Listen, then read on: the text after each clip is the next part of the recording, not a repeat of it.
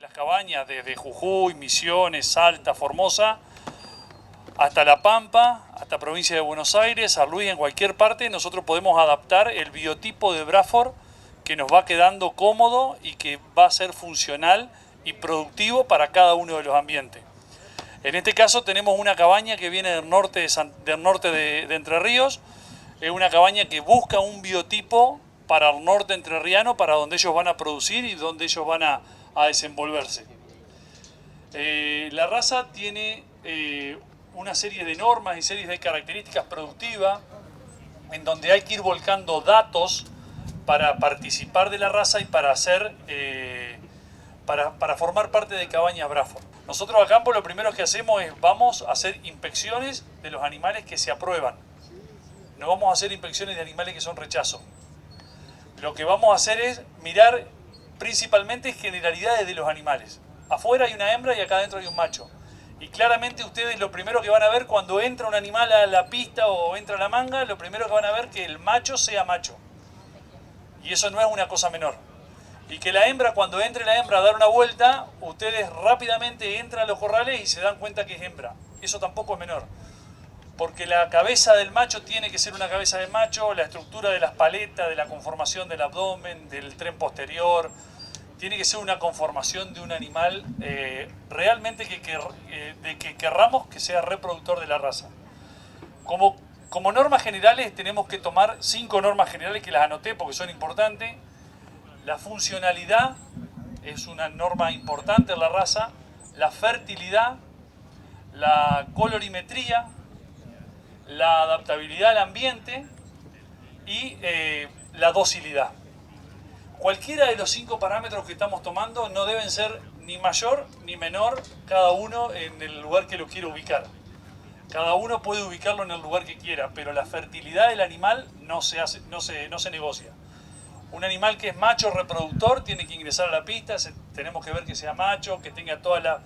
fenotípicamente que sea un buen reproductor, que tenga la línea del lomo lo más recta posible, una cabeza de macho, las orejas distendidas, que esté atento, que esté bien aplomado, que esté en los aplomos vistos desde perfil o vistos desde anterior o desde posterior, que sean lo más correcto posible, que su desplazamiento sea normal. Acuérdense de siempre mirar animales que en el desplazamiento sean muy correctos al estar parado, que sean correctos al caminar y muy buenos en el trote. Esos son parámetros que uno cuando va a la manga siempre trata de mirar que el animal se mueva y se desplace correctamente. No traten de mirar animales parados o en estación permanentemente, traten de que los animales se muevan y ustedes ahí emitir algún juicio sobre el animal. En este caso en particular, nosotros vamos a mirar el ancho de las manos, el ancho de las paletas, que sea uniforme, que la inserción de cuello-paleta sea lo más limpia posible, que tenga la cantidad de músculo necesario para ser un macho, porque después cuando veamos la hembra, la inserción de la cabeza y la inserción del cogote es diferente en la hembra. Eso es importante también, que hace a una hembra lo más femenina posible. La musculatura en las paletas, el arco costal, la capacidad torácica y la capacidad del abdomen, eso nos va a dar mayor adaptabilidad al ambiente, mayor adaptabilidad a comer lo que nosotros queremos que los animales coman hoy, que sea lo más rústico posible para lograr desenvolverse en cualquiera de los ambientes. En lo que respecta al macho, principalmente le vamos a mirar el tren posterior, el ángulo de la cadera, el ángulo de los garrones. En el desplazamiento vamos a ver cómo el animal forma un cuadrante a medida que se desplaza, cómo se pasa las patas a nivel de las manos. Si lo podés hacer caminar un poquito en vuelta. Siempre traten de mirarlo un ratito de frente, un ratito de perfil y un ratito en el tren posterior. Siempre traten de fijarse que los ángulos de los miembros sean lo más correcto posible. El animal no tiene que ser ni muy arremetido de garrón ni muy parado de garrón. Cualquiera de los dos trae patologías. Algunos le adjudican mayor la patología al que está parado, otros le adjudican mayor la patología a los que están arremetidos de garrones. Pero en definitiva tenemos que buscar animales que sean lo más correcto posible para su desplazamiento. El ángulo de la inserción de la cola también es importante y es indicativo del ángulo de de los miembros posteriores. La línea del lomo tiene que ser lo más recta posible y cuando el animal se desplaza tiene que ser recta también, no tiene que arquearse permanentemente, lo que indique alguna otra patología. Y rápidamente miramos en los machos siempre la línea inferior.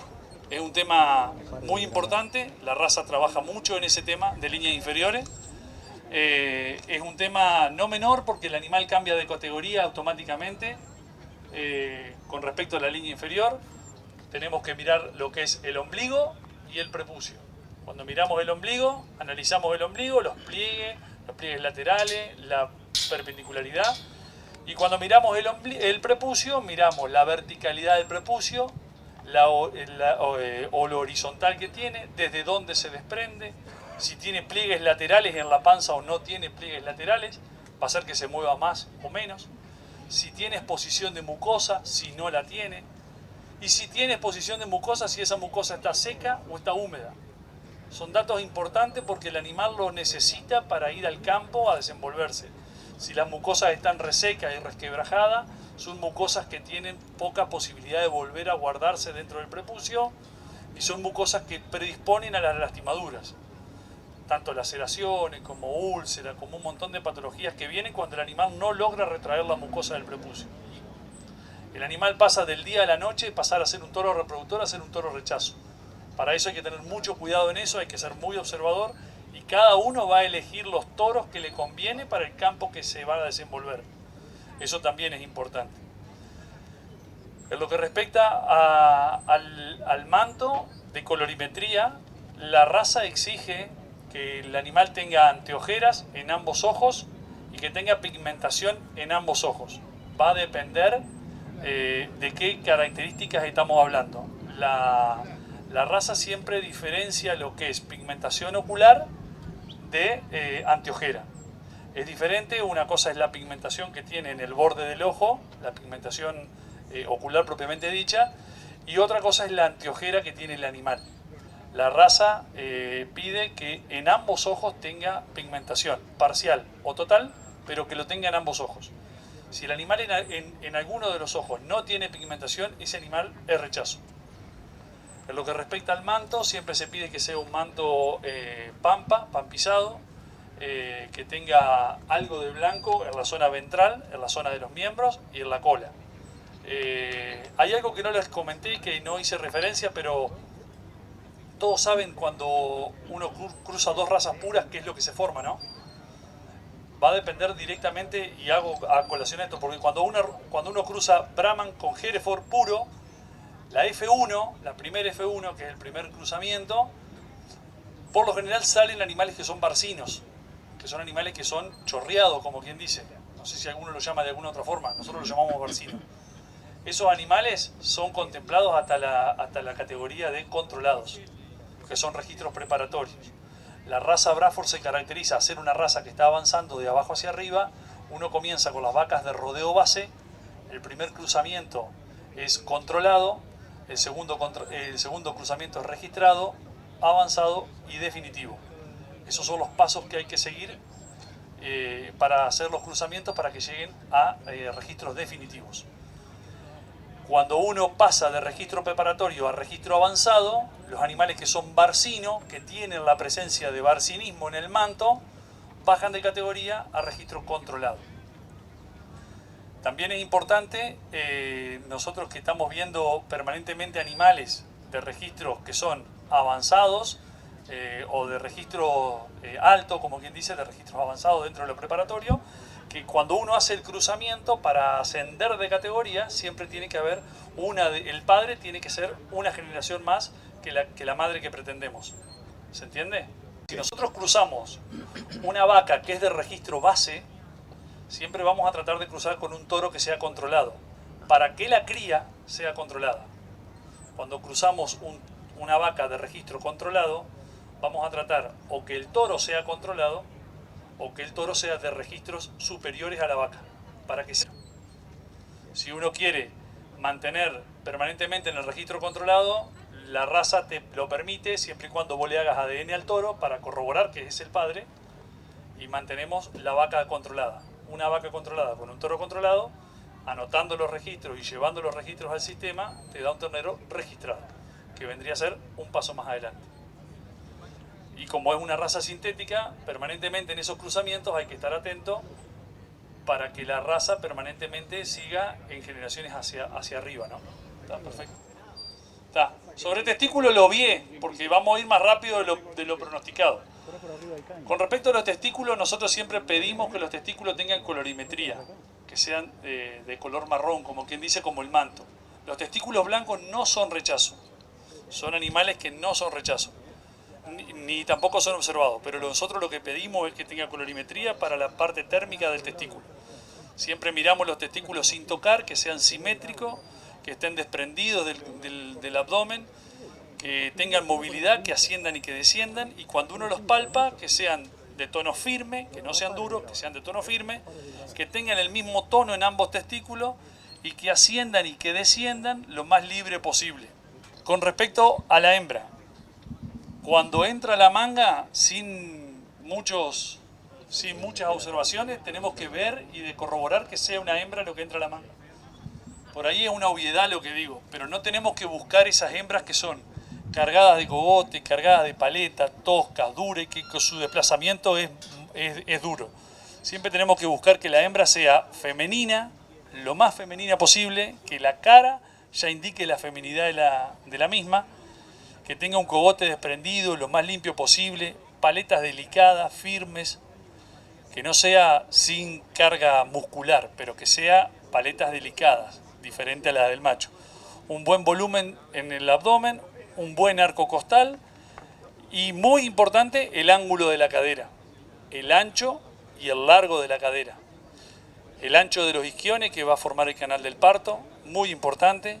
Si uno mira el ángulo de la cadera sin mirar garrones y pata, ya se va a dar cuenta cómo está plomado el animal. Lo ve en la estación y después lo hace caminar un poquito y lo ve cómo se desplaza. Al igual que el macho, si arremete, si queda muy parado, si queda firme.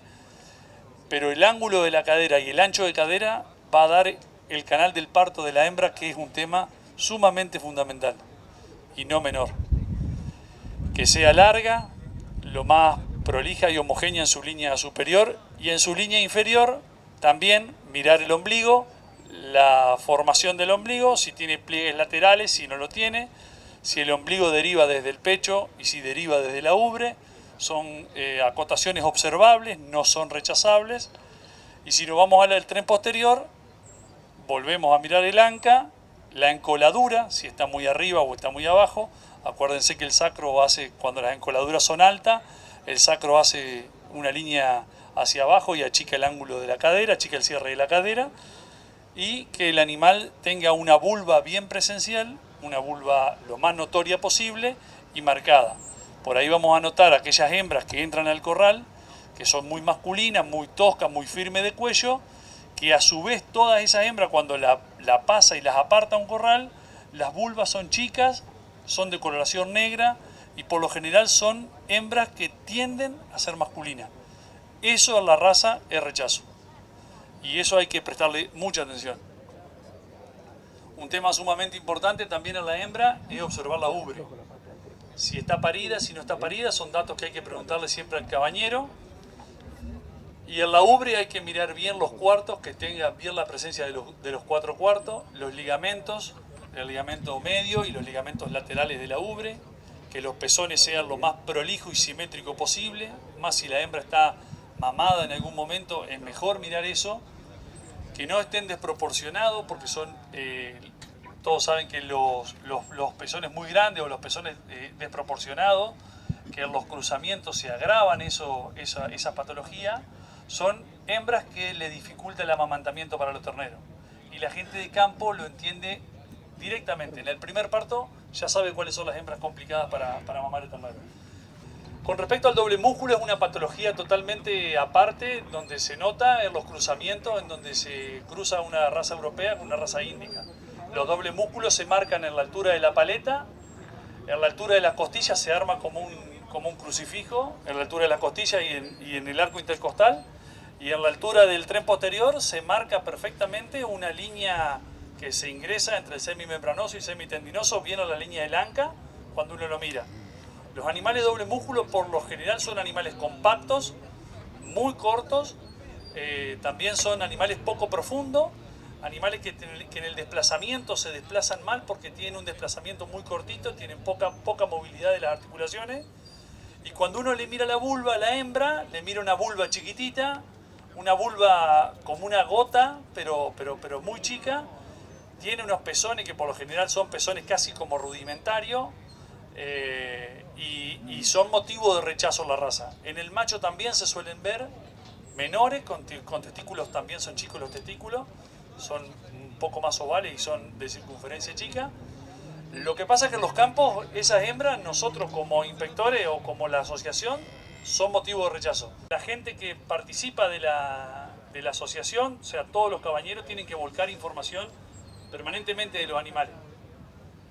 Esto lo hace desde el momento del servicio del animal. O sea, este animal está registrado en la asociación desde que tuvo un servicio la madre, cuándo nació, con qué peso nació, cuándo se destetó, con qué peso se destetó, cuántas veces se preñó, con qué toro y cuántos hijos tuvo y qué peso tuvieron.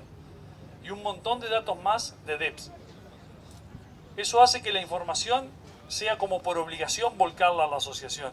Y no es un dato menor esto. Mucha gente se piensa que empezando a hacer cruzamientos ya puede tener una cabaña o hacer una cabaña. Sí, la cabaña es parte de la asociación, pero también la toma de datos y de registro es un tema muy importante. A medida que nosotros vamos tomando registro, podemos empezar a medirnos y a compararnos primero nosotros mismos y después con los demás. Y es una forma de crecer, medirse, es una forma de poder medirnos primero nosotros y después de tomar medidas para empezar a crecer. Lo aclaro a esto, no es un dato menor, porque lleva parte de la cabaña, lleva la toma de datos.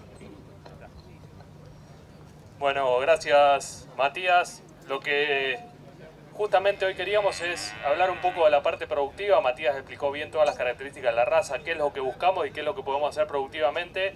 Y acá abrió un punto importantísimo que es la toma de datos. Y la toma de datos no es solo para la cabaña. Lo que no se mide no se puede mejorar. Entonces es importante a cualquier nivel productivo y en lo que querramos hacer, tomar datos, tener conciencia de qué estamos produciendo y de qué podemos hacer con esa información y con esos datos. Como asociación generamos mucha información, tanto genética, productiva, para que justamente los productores, ustedes tengan una herramienta para poder decidir y elegir según su sistema productivo. Y no hay mayor desafío que tomar datos de calidad para tomar buenas decisiones y obviamente ser rentable, que es lo que busca cualquiera en cualquier empresa. De la mano de eso y un poco también hoy queríamos invitar a nuestro partner acá, la gente de Trutest, para que nos comente un poco qué tecnologías tenemos hoy para tomar datos, cómo explotarla más y lo mejor posible, justamente toda esta toma de datos, hacerla más fácil y poder analizarlos más y mejor. Juan, todo tuyo.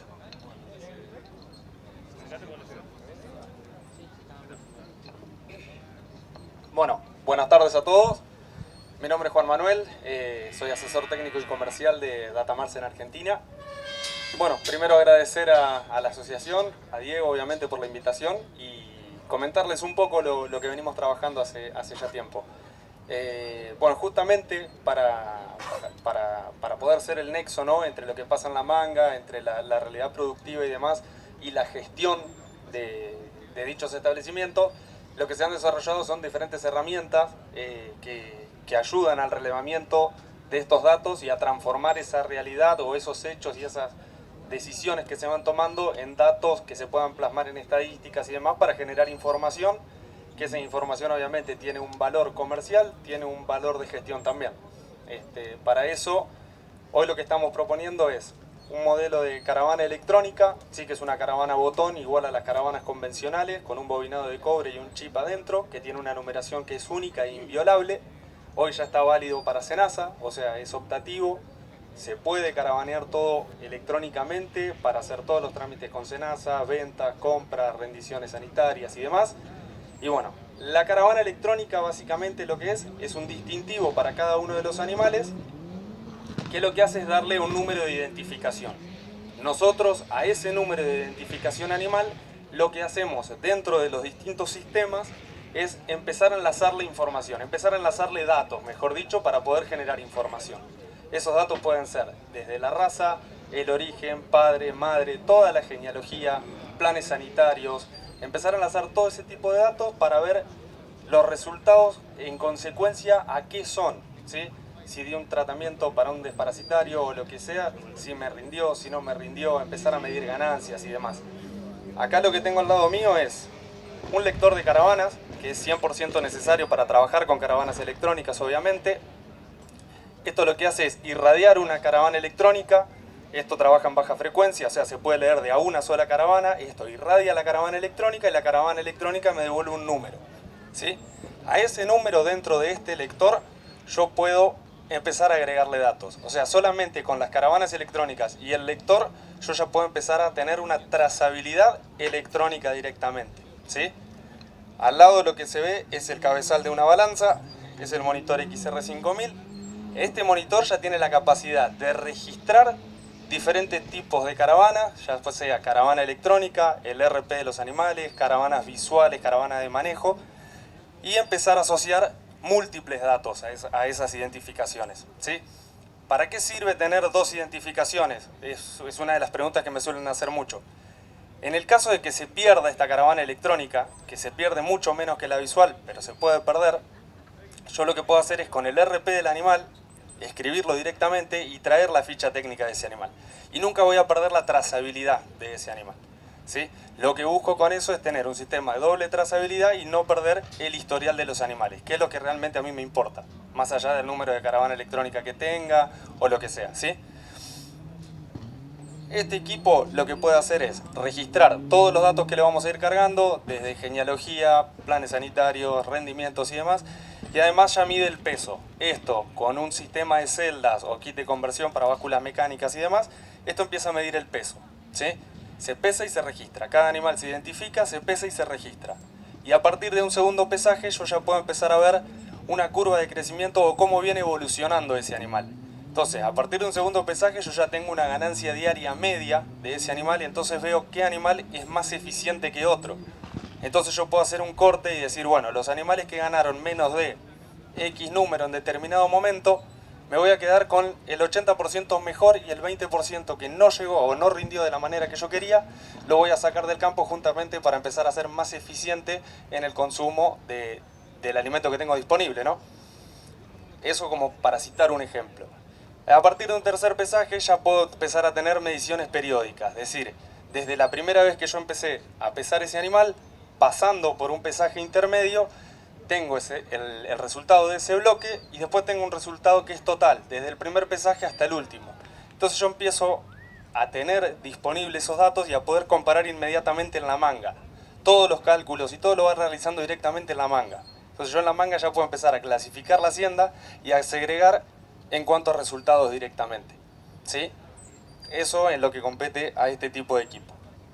La novedad y lo último que les comento es el sistema de pesaje WOW, que es un sistema de pesaje al paso, donde se pone en un lugar estratégico del campo y eso lo que hace es tomar múltiples pesajes del animal porque es el paso obligatorio que puede tener, por ejemplo, una bebida. Entonces, yo hago un corral, pongo ese sistema de pesaje en el medio y eso me sirve para monitorear múltiples cosas. En primer lugar, la evolución del peso del animal, obviamente, si viene aumentando o no.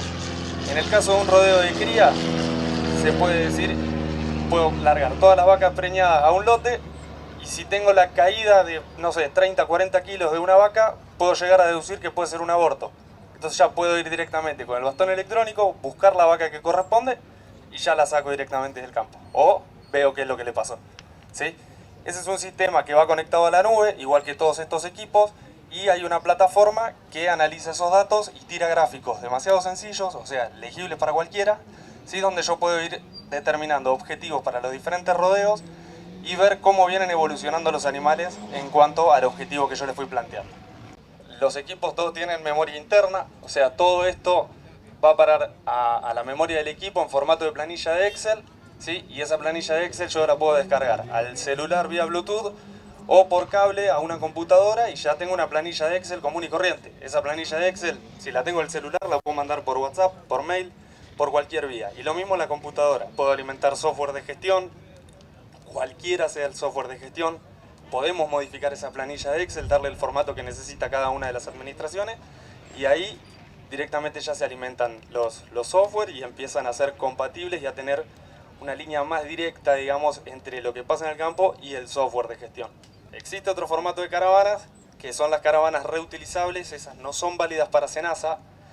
El caso de la caravana reutilizable tiene 2 o 3 cuestiones que hay que ser muy prolijo para poder usarlas, porque esa caravana no sale del campo. Entonces yo se la coloco a un ternero, cumple todo su ciclo, la corto, la saco y yo dentro de los sistemas sigo teniendo información que está ligada a ese número que es único e irrepetible. Si yo inmediatamente esa caravana la coloco en otro ternero, lo que va a pasar es que el sistema va a interpretar que el número de caravana hizo así en peso y de pronto se cayó. Entonces lo que tengo que hacer es limpiar la información de todos los sistemas y volver a enlazar la caravana con otro número con otro RP o con otra identificación. ¿Sí? Eso se hace, son procedimientos distintos para cada uno de los equipos en el caso de los nuestros.